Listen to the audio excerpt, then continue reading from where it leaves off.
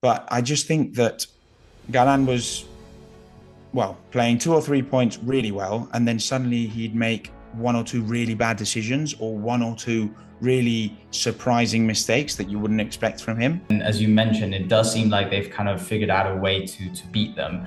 And I think mainly this comes down to playing a lob to Chingotto and then Yanguas going up to block him. He might be looking elsewhere, or I think he could start getting interested in looking elsewhere in terms of players that can actually help him from an attacking perspective.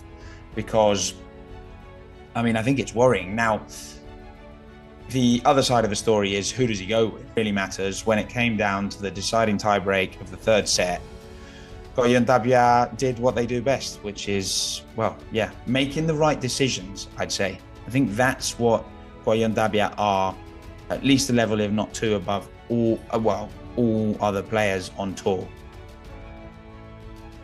Hi, everyone, and welcome to the Padel Pod, your weekly podcast covering professional padel presented by Hugo and Gons. We're on to episode 77, and as always, joined by my co-host Hugo here today. Hugo, it's great to have you on. How are you doing? That's a great number, isn't it? 77. Always of those kind of nice and not round numbers, but even numbers, if you can call it that.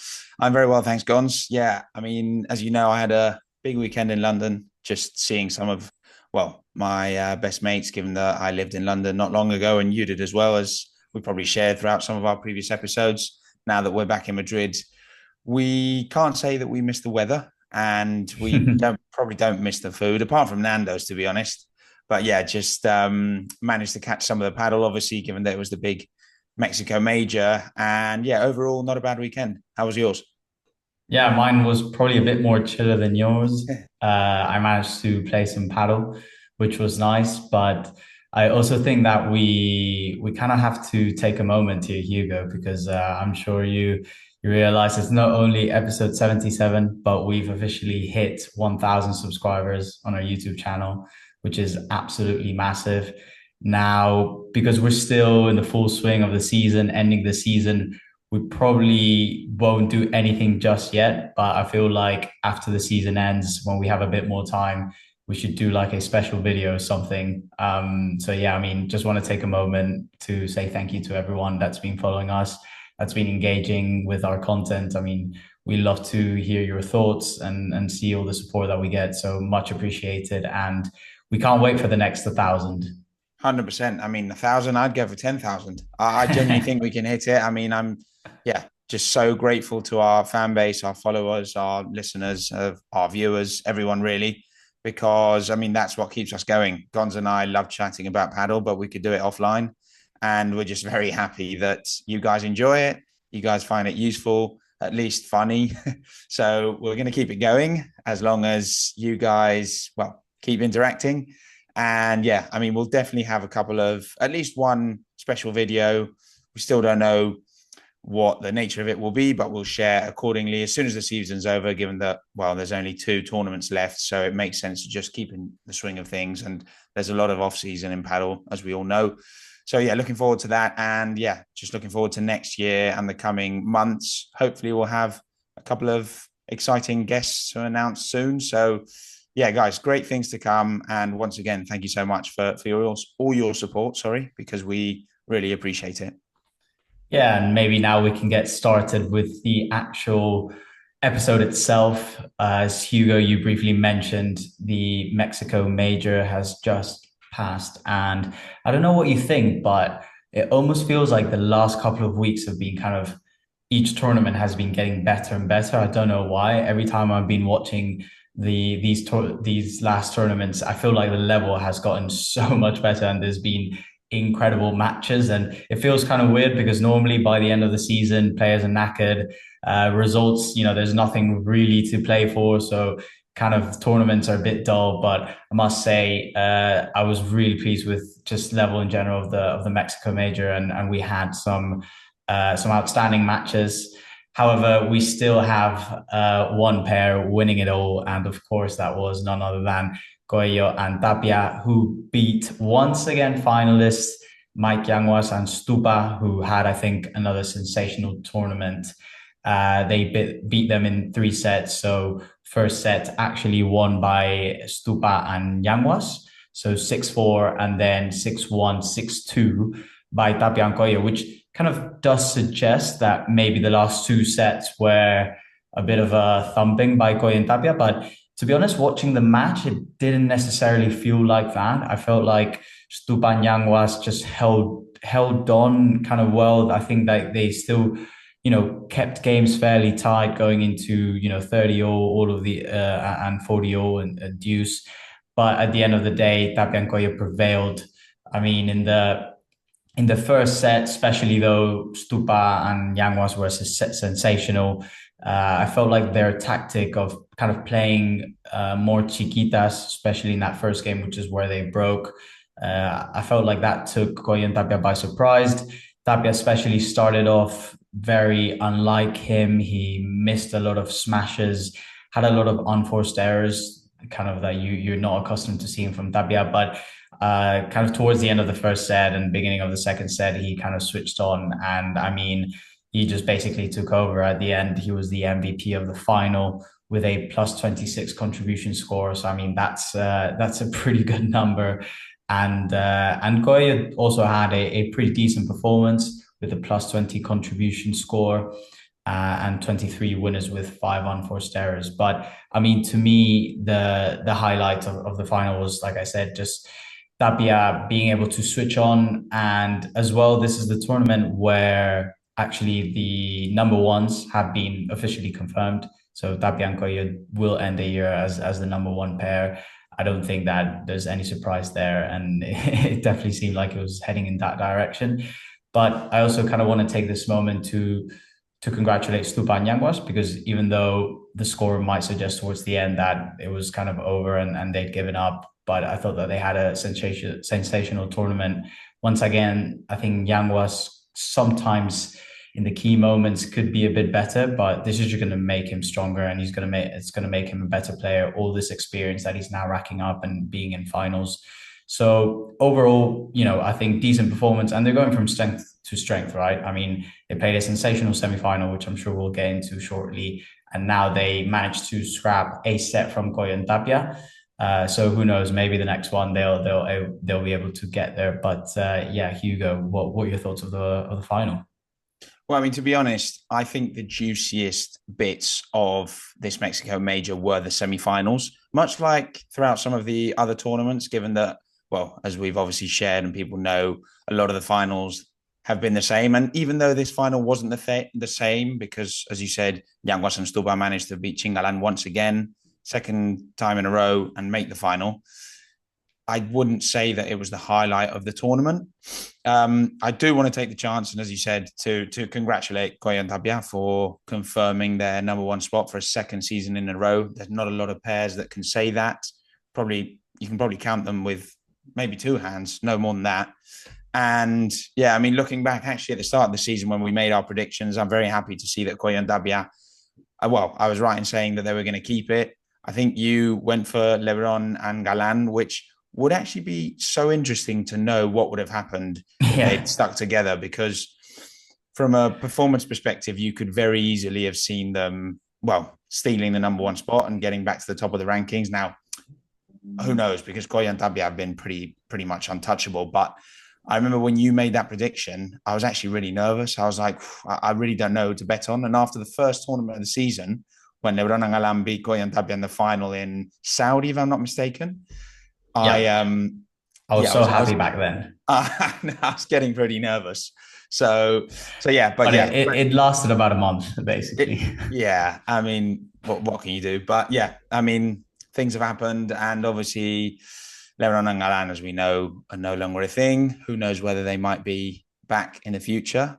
I'd actually say that things and the current dominance of Tapia and Coello could push them to do it, but hey, we'll see. But yeah, credit where credit's due. Coello and Tapia have massively deserved it. So yeah, I mean, moving on to the final, I just think Tapia showed why he's the best player in the world. I mean, we've constantly expressed how Galán throughout, from last June or July until probably about the same time this year, he was untouchable. He's probably reached the highest peak of the game that we've ever seen. But I think Tapia's consistency has been incredible. I mean, we've probably only been able to say that he's had a bad game in like 3 or 4 matches throughout the past 4 years. I mean, we were 2 or 3 years. We were talking. I mean, God, you said that at the start of the final he was pretty inconsistent, and then he walks away with 31 winners and 12 unforced errors. It's just baffling.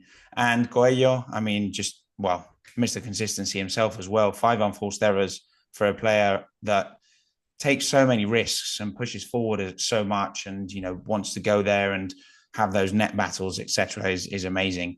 Now, one stat that I was really impressed about from the final is that Yanguas and Stupa had the same amount of winners, the same amount of unforced errors, and they played the same percentage of balls, 50% each way. So, I mean, honestly, I don't think none of them are to blame more than the other one, obviously. It's a good way to put it. Exactly. I mean, I just think, Coello and Tapia just demonstrated that they're still a level above, but not just a level above Stupa and Yanguas, just a level above everyone else. So, as you say, I mean, Stupa and Yanguas have been sensational throughout the week. And even though Yanguas is still struggling, I think his head is letting him down in some key moments during matches. We've seen it. Well, we saw it at the World Cup. We saw it a couple of weeks ago when they lost to Coello and Tapia in the final as well. So I still think we're seeing that, but he's super young. I mean, he's 21 or 22, so it's normal. And the fact that I think he's really managing to create uncertainty across rivals. I really think that Chingotto and Galán were getting really frustrated in that semi-final because they weren't being able to kind of damage Yanguas and find gaps in his game. And he was just defensively, he was a wall. And then offensively, he's just got so many different things going for him. He's so tall. He's really aggressive at the net now. His bibora and even his smash has improved a lot. So he's just got everything really. So, I mean, it's really exciting to see where he's going to go and what his ceiling is really. So, I mean, Gonz, unless you have anything else to share on the final, I think I'd probably move on to the semi-finals.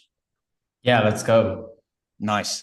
So maybe we can kick off, given that we were talking about Stupa and Yanguas, with that semi-final against Chingalan, because, I mean, it's probably the juiciest one of all of them. I'd probably say that the other semi-final was more even. I mean, it was definitely more even. I don't think many of us and our viewers won't disagree. But I particularly enjoyed this semi-final because of their recent history. Now, I think my overall summary would be that Stupa and Yanguas have definitely got into Chingotto and Galán's heads, and they're now really...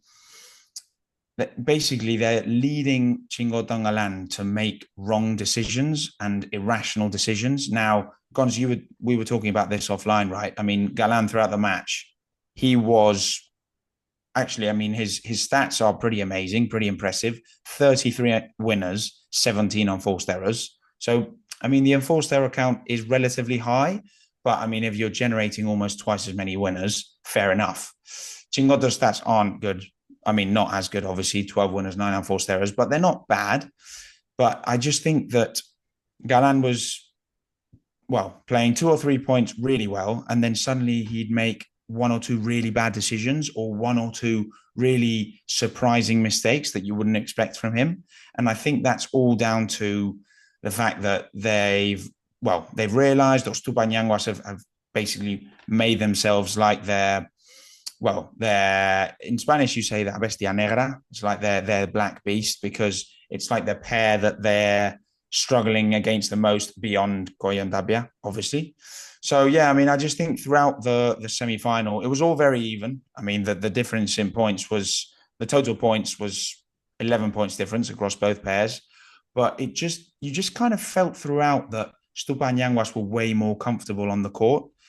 Well, we saw Jorge Martinez throughout the match saying that all their game style is playing a lob and coming up to the net tight and going to the, to volley and to that kind of net battle. But I would actually disagree quite a lot with Jorge Martinez. I thought Stupa and Yanguas were doing all sorts of things. I mean, I thought they were playing chiquitas really well. I thought that they were changing it up across kind of slow play and slow bibodas and bandejas to going for smashes and aggressive attacking plays. So it was a tough game for Chingalan, and I just don't think they were up for it. Whether that's because they've lost a little bit of ambition based on the fact that they've lost the number one kind of race against Coello and Tapia, that may be the case. I don't think Galán's injury is anything to do with it because he seemed to be absolutely fine on court. But yeah, I mean, hey, this could really start kind of shaping things up for next season, and it could start casting some doubts on Chingalan as a pair. I don't know what you think, Gons. So in the semi itself, I mean, incredible level from Stupa and Yanguas. I thought that Stupa in particular was the MVP for me. And I mean, I think probably the best game of the year that he's played. I thought that the rulo was amazing, to be honest. I think I haven't seen his rulo pay off so much in a single game. I mean, it's kind of felt like this year the rulo, which obviously it's one of his favorite shot, if it's not his favorite shot, hasn't really paid off. But in this particular match, I mean, it was absolutely amazing. He was able to generate so many winners with him, or like the shot after would be an easy shot for him to smash. And even something as well that he does, which I love, is the fact that he uses the exact same grip for a rulo and a por tres. So a lot of the times the player can't anticipate if he's actually going to play the rulo or play a por tres. And he caught Galán out so many times where Galán's thinking like, okay, he's just going to play a rulo. And then all of a sudden he plays a por tres and it goes out, and Galán just doesn't have the time because to get out of the court because he didn't anticipate it. So, I mean, absolutely brilliant. And Yanguas as well. I mean, some of the defending from both of them and from Yanguas, some of the blocks from Yanguas, I mean, just absolutely amazing. I mean, he's getting thrown bombs, and I don't know how he just sticks out his racket and like and manages to block like an insane shot, and it just falls perfectly. So incredible performance by them. And as you mentioned, it does seem like they've kind of figured out a way to beat them. And I think mainly this comes down to playing a lob to Chingotto and then Yanguas going up to block him because he does it so well, probably one of the best blockers on tour. And Chingotto, the problem is when he plays a very just always the same bibora. I feel like he doesn't switch his bibora a lot. It's just the bibora that goes really fast, has a lot of spin, but it basically goes to Yanguas's like body. He doesn't have a lot of placement in terms of playing, let's say, a slower ball, but to the fence where maybe he would need to drag Yanguas out, or even to the middle. I just don't see a lot of variation to his bibora. So you have, with I think, a high degree of certainty when you lob Chingotto what shot he's going to play. And Yanguas is already there. He also doesn't play a lot of biboras down the line to Stupa. So it just felt like, honestly, the way Yanguas and Stupa would gain control of the point was play a lob to Chingotto, Yanguas goes up to the net, maybe Stupa stays back. They weren't always like exactly going up at the same time, but that didn't really matter. And then once Yanguas had a good block, then Stupa would come and they would essentially be at the net and ready to finish the point, or just play more aggressive from there, or be on the front foot of the point. So that's kind of what I felt they've done from a tactical point of view. Obviously, you still have to play amazing.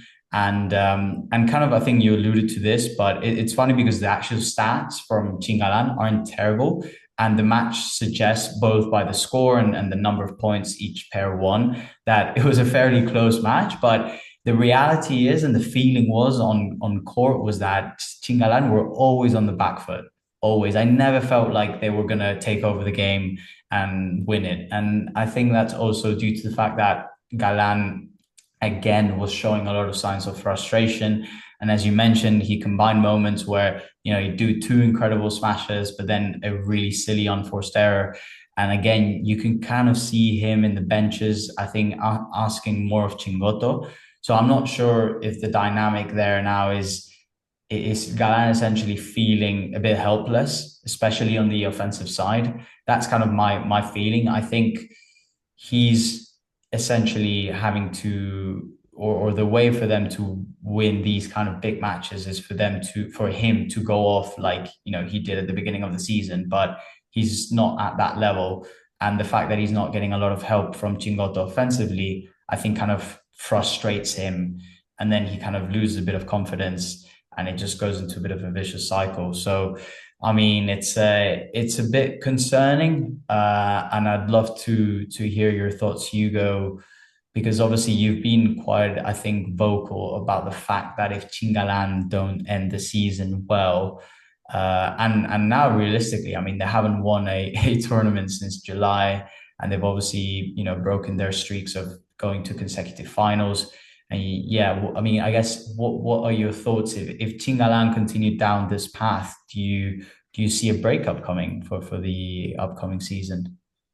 I mean, it's a tough question. And well, I mean, I'd start off by saying that even though they haven't won a tournament since July, I mean, they've made pretty much every final, bar the last couple of tournaments and maybe one other. So, actually, no, just the last couple of tournaments, right? So, I mean, it's not like, I mean, they've only lost to two pairs all season, being Coello and Tapia and then Stupa and Yanguas now twice in a row. So, it's not, I wouldn't say it's catastrophical, but the bigger issue for me is that I get the feeling that Galán is or could start thinking more and more, hey, I mean, I'm playing against Coello and Tapia, who can both generate 20 plus winners in the match. And I'm playing against Stupa and Yanguas, who are now working really well as a pair, and they can both generate 20 plus winners in a match. And I just don't know whether Chingotto can do that.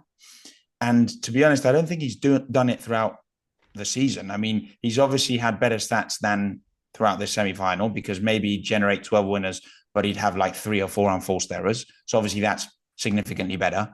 But I don't think his winner count was much bigger. It was just that Galán was maybe generating 40 winners and having even fewer unforced errors. Now, Galán's probably thinking, I can't play as well as I've played throughout 12 months up until July forever, because that's practically impossible. I mean, that's the best we've seen any player play pretty much. So he might be looking elsewhere, or I think he could start getting interested in looking elsewhere in terms of players that can actually help him from an attacking perspective. Because, I mean, I think it's worrying. Now, the other side of the story is who does he go with? Because if Stupa and Yanguas are doing really well together, and I mean, based on the last couple of tournaments, they'll probably stick, because why would you change things? I mean, they're only losing to the best pair in the world. Then, and obviously Coello and Tapia are going to stick unless something very strange happens. Then where do you look? I mean, I don't think he'll go with Lebrón because of, well, their history, and it's probably too early. And do you take a risk and go with the Nenno, who actually this week had an unbelievable performance in the semi-finals, generated about twice as many winners as Chingotto generated in this semi-final, but actually throughout the whole season, he's been significantly poorer in terms of form than Chingotto. I mean, this has probably been the only tournament where he's been better than Chingotto. So do you take that risk for a player that's actually quite similar to Chingotto in terms of playing style, etc.? Probably not. And then if you go beyond that, I think everything's a massive risk. So I just don't think he has that many great options.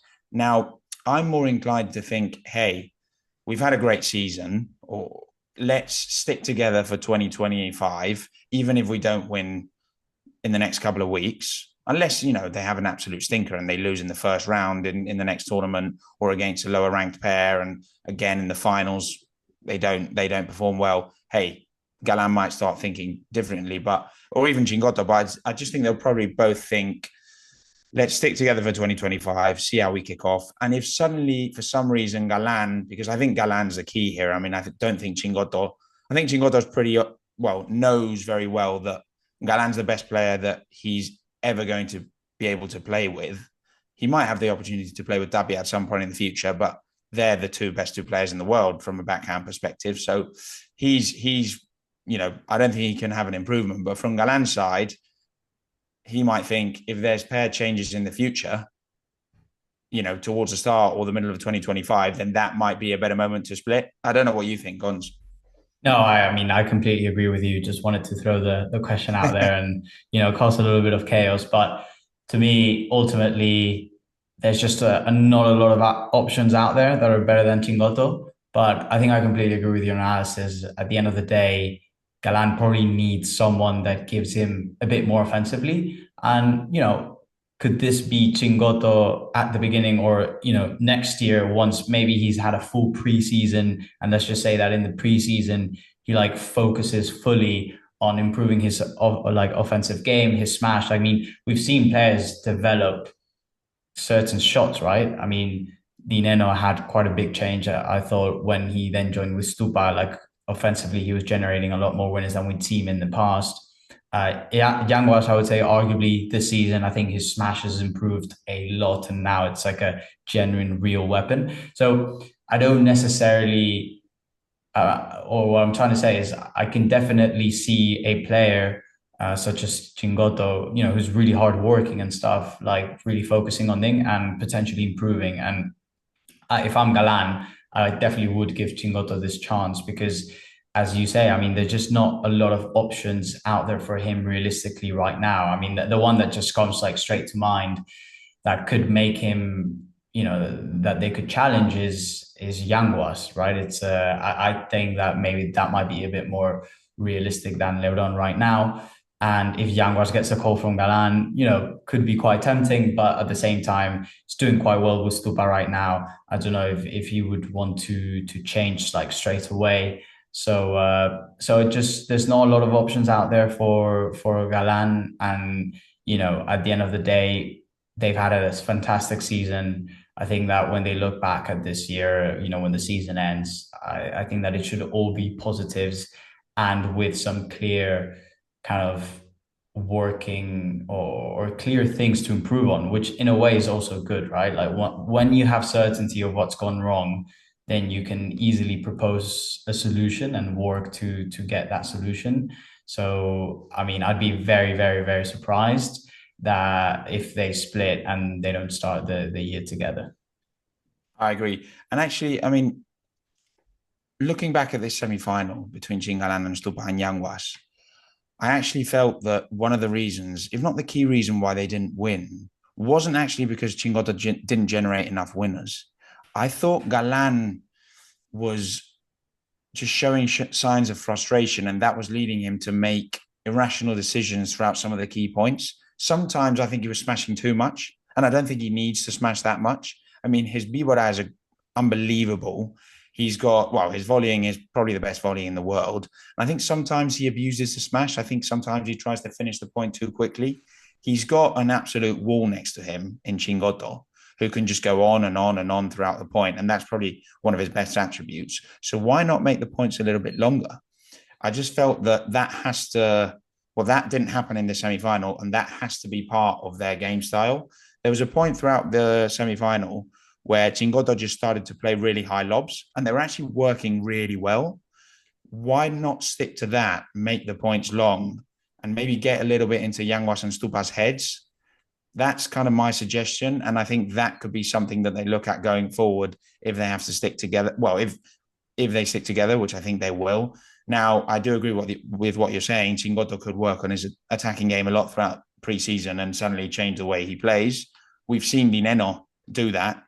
I mean, I'd say Chingotto has obviously the handicap that he is pretty short, one of the shortest players out of the top players. So I don't know how good his smash can get based simply on his height. But there's a lot of other ways to kind of improve your attack, right? Just be more aggressive with the volleys, change up your bibora, which, as you said, you've alluded to that. And I think that's key. Actually, in that cross-court battle with Coello throughout the whole season, what was really hurting Coello, or what hurt him a lot, was those biboras and ganchos to the fence. Because the issue is that as a forehand player, I'm talking about Yanguas, it's very natural to block shots on your backhand. And because Chingotto's always hitting them to that kind of position and that area, Yanguas is very comfortable. Now, if you go for the fence or even to the forehand angle of Yanguas, I think that's much harder. And that could be one of the ways they get into them. But yeah, I mean, I guess we'll see. I think, as you say, Yanguas is the only real option for Galán, really, in terms of how he could improve Chingotto, well, how he could improve his current partnership, at least based on current form.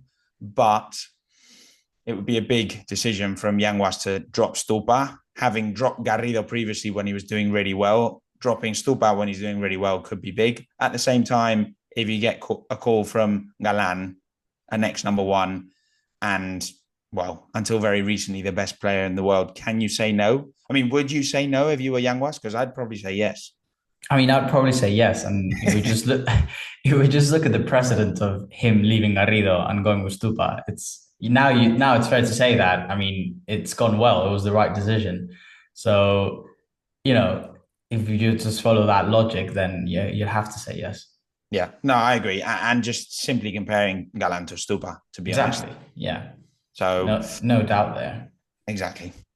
But yeah, I guess we'll see. And maybe we should move on to the other semi-final, because that was very, very juicy as well. So yeah, I mean, as you all know, the other semi-final was Coello and Tapia against Lebrón and Nenno, who are rumoured to have already split looking to next season. So this sometimes helps pairs towards the end of the season when they've already announced that, well, they already know that they're splitting and it's one of their last tournaments. They kind of play with a little bit less pressure. And we've seen how, for example, Paquito and Chingotto won the last tournament of the season last season, knowing that they weren't going to continue together. Now, unfortunately, this wasn't the case this week for Lebrón and Nenno, but they did, well, I'd say it was one of their best performances as a pair, if not the best. The score in the semi-final against Coello and Tapia was 6-3, 3-6, 7-6. So, I mean, as even as it gets. And I'd say both of them were sensational, both Lebrón and Nenno. And we can move on to Tapia and Coello later on. But I'd say that Nenno in particular completely turned around his momentum throughout the last 3 or 4 months. I mean, 24 winners is, for a player like Nenno, who has been very conservative, who isn't aggressive by nature, who hasn't been smashing as much, at least this year, is really impressive. And yeah, I mean, Lebrón with 39 winners, that's probably his highest winner count all season. So they should both be super, super happy. It's just that they faced the two best players in the world. And when it really matters, when it came down to the deciding tiebreak of the third set, Coello and Tapia did what they do best, which is, making the right decisions, I'd say. I think that's what Coello and Tapia are, at least a level, if not two, above all other players on tour. They just know what to do and play the same way, no matter whether it's a key point or not. I don't know what you think, Gons. Yeah, I mean, I think apart from the fact that, they've got every single shot and arguably all their shots are the best shots out there on tour, that level extra that I think gives them the edge above the rest is how they play those key points and how good they are in the most important moments. I mean, how many times have we seen stats from Coello and Tapia where, I don't know, they have like 4 break points and they convert all of them, and the opposition have like, 3 break points, they convert none, or even more, like 8 break points, they convert, 1 or 2. And actually, funnily enough, now that I say this match was actually kind of the opposite, which is maybe what brought Lebrón and Nenno so close, because Tapia and Coello actually generated 7 breakpoints, but they only managed to convert 2, whereas Lebrón and Nenno generated 3, and they actually converted 2 of them. So much more efficient this time from Lebrón and Nenno. But at the end of the day, in that final tiebreak, I mean, Tapia and Coello were sensational. I mean, they got a very comfortable lead early, and they finished that quite easily, the tiebreak in the end. And talking about the Nenno, which for me, one of the main highlights, I think, of this match, just comparing quickly the stats with him and Tapia, because it's actually quite funny. I don't think we've ever seen something like this. So Nenno generated 24 winners, Tapia 22. Nenno had 5 unforced errors, Tapia 9. Nenno had 9 forced errors, Tapia had 9 forced errors as well. Nenno had 8 assists and Tapia had 5 assists. And Nenno had 12 out of 18 smashes, or won 12 out of 18 smashes, where Tapia only 6 out of 14. So, I mean, kind of crazy. I don't think we've ever seen Nenno outperform Tapia like that. And by any means, I mean, Tapia stats aren't bad. So I think that just tells you how good Nenno was, and the level by far. I mean, the best game that he's had all year, at least in my opinion. And it could be really interesting now, as you said. I wonder if this is kind of an effect of Lebron telling Nenno, like, thank you for everything, but won't be by your side next year, and kind of all the pressure's off.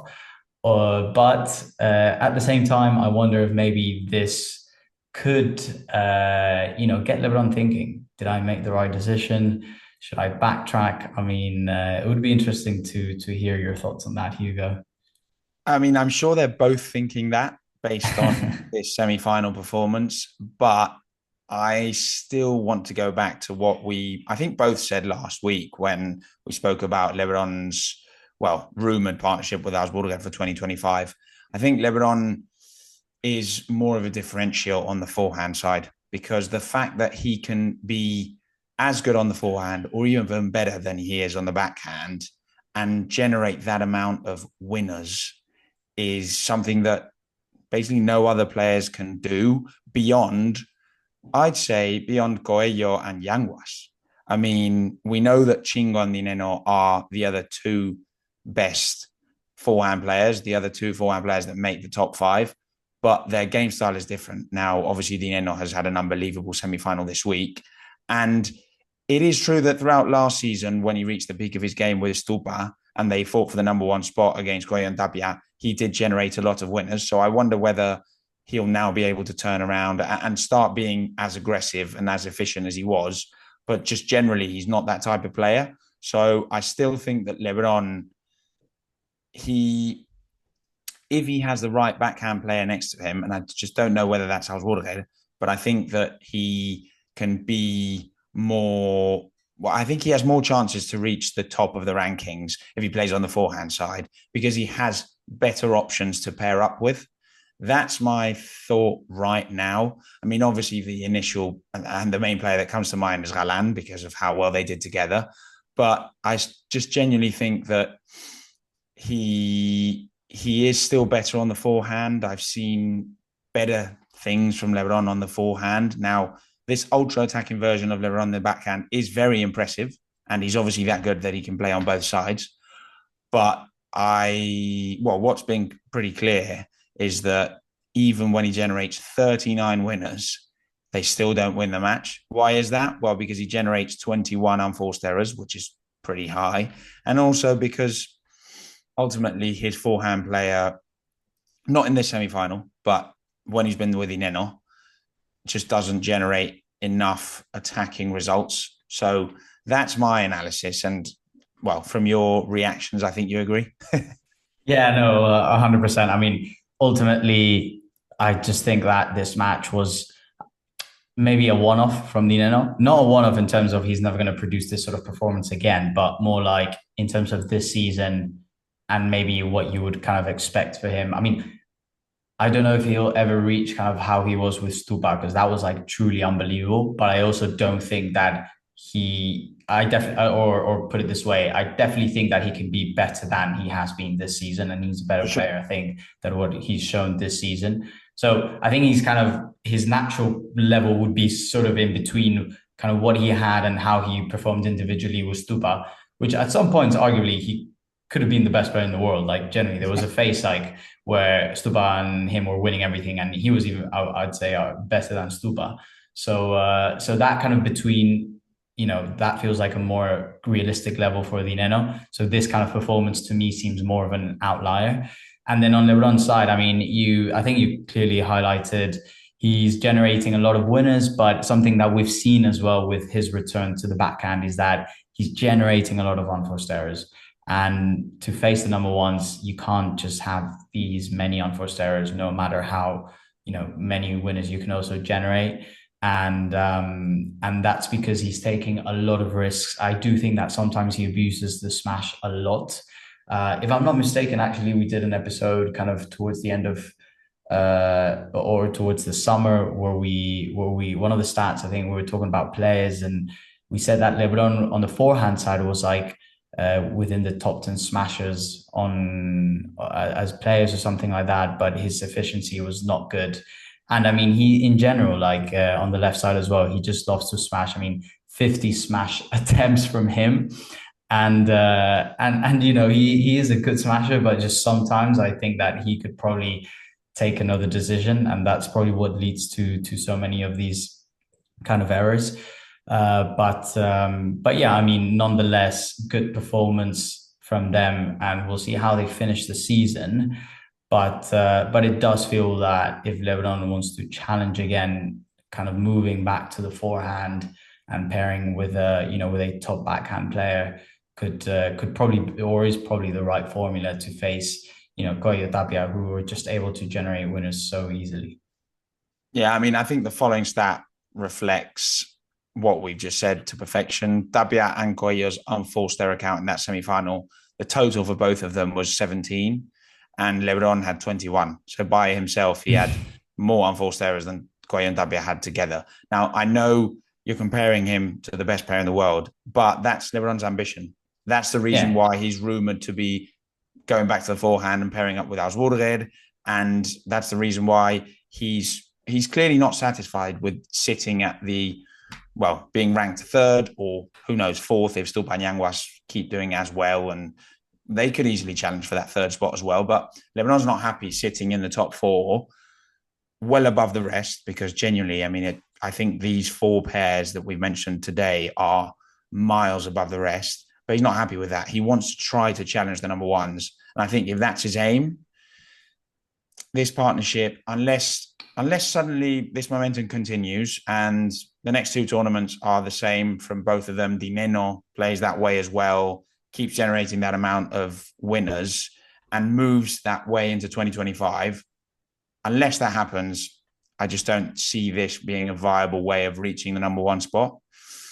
I don't know whether Arturo will be the way, but I just think that I think he's right in trying something different, because he's had enough time to see kind of what these encounters against Coello and Tapia are like. Not as much against Chingalan, to be honest, because they have only faced them once. But hey, we're actually going to be able to watch them against Chingalan, hopefully, if things go as expected, this week, right? In Dubai, if I'm not mistaken. In Milan. Sorry, Milan. Yeah. So a bit strange that actually after a major, the last tournament before the tour finals is a P1. So going down level. But yeah, as you said, the Milan P1 starts today, Monday. I mean, the pre-rounds must have started yesterday, the day before. But yeah, finally, Coello and Tapia are on Stupa and Yanguas' side, which means that Chingalan and Lebrón and Nenno could face each other in the semi-finals. Now, that would be a hell of a way to end the year. I just really want to watch that match again, because based on Chingalan's current form and based on, Lebrón and Nenno's performance this week and their general performance, I think that they could very much win that match. I don't know what you think, Gons. Yeah, I think it's going to be a super interesting match, because the form that they're carrying, Chingalan, worst of the season, and Lebrón and Nenno just come off the back of arguably their best match, even though they lost of them as a pair. So it's going to be super interesting. Going to see as well how they play against Chingalan, if they kind of use similar tactics to what Stupa and Yanguas have done. And to be honest, I also think that other semi-final between Stupa and Yanguas and Tapia and Coello will be quite interesting, because it's a semi-final. There's not going to be as much pressure, I think, on Stupa and Yanguas. So maybe they play a bit more relaxed. They also, Tapia and Coello, like, I mean, at some point, I think, right? Yeah, exactly. Like, there's literally nothing else to play for. Do you really want to win this Milan P1? I mean, come on, just take a couple of days off, give us a different final, and come back, relax for the Barcelona finals, and you can win that. But just leave us a new final. But so yeah, I mean, that I think could be a really interesting semi as well. Definitely. So yeah, Gons, I think this is probably enough for today, right? Yeah, I think we've covered everything. But yeah, please, everyone, leave your comments as usual. We love to hear your thoughts on the semis and what you think of Chingalan. Do you think that they'll stick for 2025, or Galán maybe looks elsewhere? And obviously for Lebrón and Nenno, Stupa, Yanguas, like everything that we discussed, we'd love to hear your thoughts. Cheers, guys.